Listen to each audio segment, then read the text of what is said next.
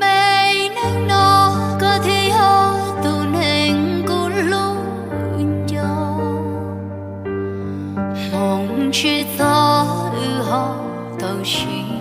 cho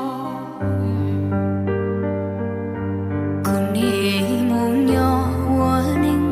chia tự do lâu cho gió cô trăng lung gió có chỉ lo lúc khi hờn nó chuối hờn bao chuối xưa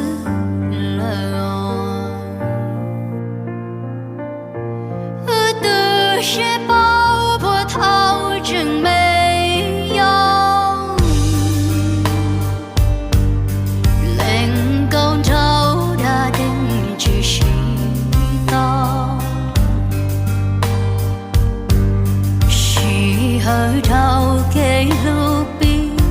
dành hao dunia sao